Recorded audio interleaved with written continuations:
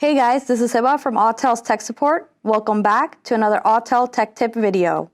Today we'll go over pairing the HT200 or AP200, updating the firmware, and scanning the vehicle. Before we start, you might want to check your internet or cellular connection. We recommend doing this over cellular data. If not, then a very strong and stable Wi-Fi connection. If your router is far away from the vehicle and you are outside, please try to use cellular data. Next, I like to put my phone on Do Not Disturb mode, so this way no calls or text messages will interrupt any functions we are trying to perform on the vehicle. Now let's select the HT200 or AP200 app on the phone. I already have my free software downloaded for my vehicle, but to purchase additional software or download your free one, please select the plus sign on the bottom.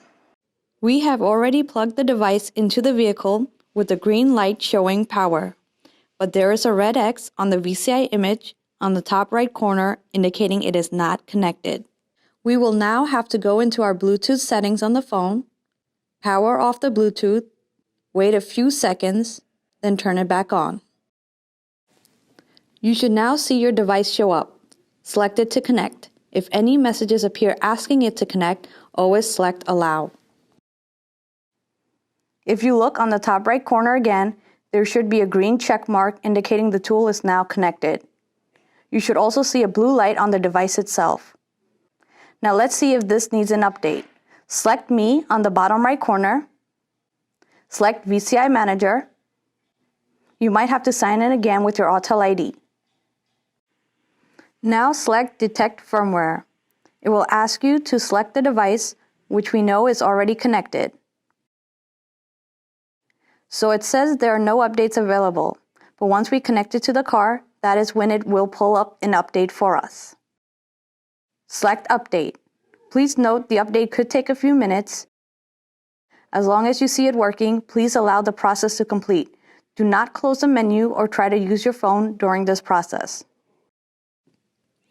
Once the update is complete, we can enter diagnostics. You can choose automatic selection, and the tool will read the VIN and decode it for newer vehicles. However, for this video, I will show you how to manually select your vehicle if that option is not available for your car. Select the region the vehicle is currently in. For me, it is USA.